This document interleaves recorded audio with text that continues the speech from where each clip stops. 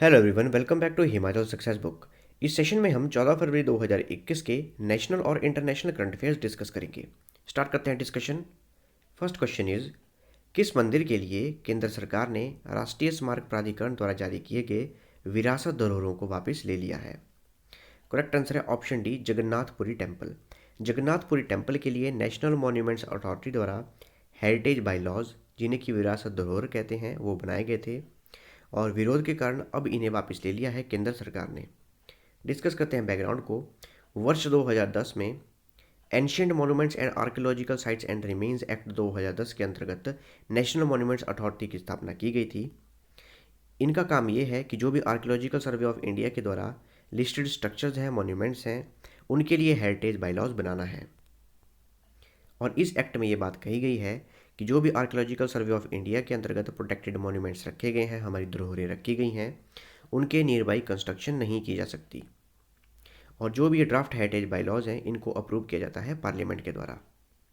अगर हम बात करें जगन्नाथपुरी टेम्पल के केस की, तो जगन्नाथपुरी टेम्पल में वर्ष 2020 से ही सरकार द्वारा प्लानिंग की जा रही है कि इस मंदिर की ब्यूटिफिकेशन की जाएगी, डेवलपमेंट की जाएगी, जिसके लिए कि जो कि इसका नज़दीक का सराउंडिंग का 1126 एकड़ का एरिया है, उसे डेवलप किया जाएगा।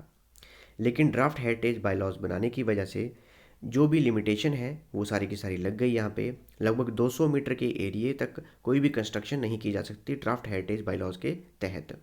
इन सभी बातों का विरोध किया जा रहा था ओडिशा सरकार द्वारा, और इन सभी बातों को देखते हुए केंद्र सरकार ने जो भी नेशनल मॉन्यूमेंट अथॉरिटी द्वारा ड्राफ्ट हेरिटेज बाईलॉज बनाए गए थे इस मंदिर के लिए, उन सभी को वापस ले लिया गया है। अगर हम बात करें जगन्नाथ टेम्पल की, ओडिशा राज्य में स्थित है। 12वीं शताब्दी में इसका निर्माण करवाया गया था। उस समय वहाँ के राजा थे अनंतवर्मम छोड़ा गंगा देवा। ईस्टर्न गंगा डायनेस्टी के ये राजा थे। इस मंदिर को यमनी का तीर्थ भी कहा जाता है, क्योंकि इस मंदिर में लॉर्ड जगन्नाथ का निवास होने की वजह से जो यमराज हैं, डेथ ऑफ गॉड हैं, उनकी जितनी भी शक्तियाँ हैं वो ज़ीरो हो जाती हैं, शून्य हो जाती हैं। इस मंदिर का आर्किटेक्चरल स्टाइल है वाइट पगोडा। इसके अलावा जो हमारी चार धाम है उसमें भी ये मंदिर शामिल है। चार धाम में उत्तराखंड का बद्रीनाथ, गुजरात का द्वारका, उड़ीसा का पुरी जगन्नाथ टेम्पल और तमिलनाडु का रामेश्वर टेम्पल। मैप में देखें तो यहाँ पर है उत्तराखंड का बद्रीनाथ, ये गुजरात में द्वारका, और यहाँ पे तमिलनाडु का रामेश्वरम, और यहाँ पे उड़ीसा में Puri Jagannath temple. Next is, निम्नलिखित में से किस राज्य ने कोविड-19 योद्धाओं के लिए एक कोविड-19 योद्धा स्मारक बनाने की घोषणा की है? करेक्ट आंसर है ऑप्शन बी, ओडिशा। ओडिशा सरकार ने यह घोषणा की है कि जो कोविड-19 योद्धा हैं उनके लिए कोविड-19 वॉरियर मेमोरियल बनाया जाएगा, और ये बनाया जाएगा ओडिशा की कैपिटल भुवनेश्वर में। ओडिशा के मुख्यमंत्री हैं नवीन पटनायक, आप इमेज में देख सकते हैं। कैपिटल है भुवनेश्वर और गवर्नर हैं गणेशी लाल, आप इमेज में देख सकते हैं।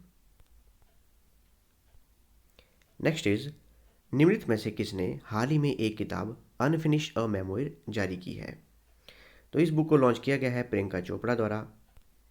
आप देख सकते हैं ये वो बुक है, और इस बुक को लॉन्च किया गया है प्रियंका चोपड़ा द्वारा। विश्व रेडियो दिवस 2021 का विषय क्या है? What is the theme of the world radio day 2021? Correct answer है option B, new world new radio. विश्व रेडियो दिवस हर वर्ष 13 फरवरी को मनाया जाता है। इस बार इसकी थीम है न्यू वर्ल्ड न्यू रेडियो। वर्ष 2011 में यूनेस्को द्वारा प्रोक्लेम किया गया कि वर्ल्ड रेडियो डे को सेलिब्रेट किया जाएगा, और वर्ष 2012 में इसे अप्रूव कर दिया गया। तो 13 फरवरी की डेट सेलेक्ट की गई, और हर वर्ष वर्ल्ड रेडियो डे मनाया जाता है 13 फरवरी को। यूनेस्को का हेडक्वार्टर है पेरिस में। इसके हेड हैं ऑड्रे अजूले, और 16 नवंबर 1945 को इसकी स्थापना की गई थी। इसके अलावा यूनाइटेड नेशन का हेडक्वार्टर है अमेरिका के न्यूयॉर्क में, और इसके सेक्रेटरी जनरल हैं एंटोनियो गुटरेस। यूनेस्को की फुल फॉर्म है united nation educational, scientific and cultural organisation.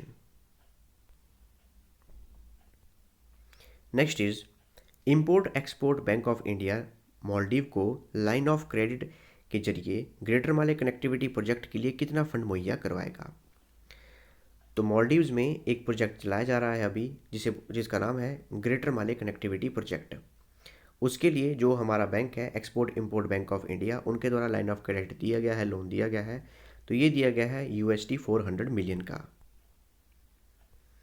बात करें इस प्रोजेक्ट की, ग्रेटर माले कनेक्टिविटी प्रोजेक्ट की, 6.7 किलोमीटर लंबा ये प्रोजेक्ट है।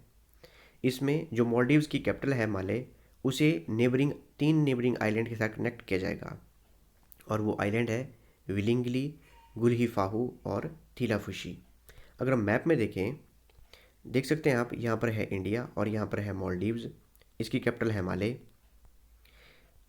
यहाँ पे देख सकते हैं ये है माले और इसके साथ ही है विलिंगली, गुल्हिफाहू और थीलाफुशी। इन चारों को कनेक्ट किया जाएगा, इन तीन आइलैंड्स को कनेक्ट किया जाएगा माले से, मतलब इन चारों आइलैंड्स को कनेक्ट किया जाएगा ग्रेटर माले कनेक्टिविटी प्रोजेक्ट के अंतर्गत। इसके लिए export import bank of India द्वारा $400 मिलियन का लाइन ऑफ क्रेडिट दिया गया है और भारत सरकार द्वारा $100 मिलियन की ग्रांट दी गई है। डिस्कस करें export import bank of India के बारे में। इसके सीईओ हैं डेविड रश्किना। 1 जनवरी 1982 को इसकी स्थापना की गई थी और इसका हेडक्वार्टर है मुंबई में। इसके अलावा मालदीव्स के प्रेसिडेंट हैं इब्राहिम मोहम्मद सोलीह, कैपिटल है माले और करेंसी है मालदीवन रुपया। मैप में देखें, यहाँ देख सकते हैं आप, ये है इंडिया और यहाँ पर है मालदीव्स, ये माले इसकी कैपिटल है। तो जो माले है मालदीव्स, उसके नज़दीक ही लक्षद्वीप का आइलैंड है जिसका नाम है मिनिकोई आइलैंड और उसके साथ है लक्षद्वीप आइलैंड। तो लक्षद्वीप और मिनिकोई आइलैंड को सेपरेट करता है 9 डिग्री चैनल और मिनिकोई और मालदीव्स को सेपरेट करता है 8 डिग्री चैनल। इसके अलावा जो हमारा अंडमान एंड निकोबार है बे ऑफ बंगाल में, तो लिटिल अंडमान को निकोबार से सेपरेट किया जाता है 10 डिग्री चैनल द्वारा।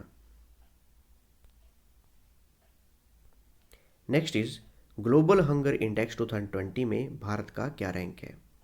करेक्ट आंसर है option C 94। Global hunger index 2020 में भारत का रैंक है 94। 107 देशों में भारत का रैंक है 94। इंडिया का स्कोर है 27.2 और इंडिया को सीरियस कैटेगरी में रखा गया है। पिछले वर्ष 2019 में इंडिया का रैंक था 117 कंट्रीज़ में।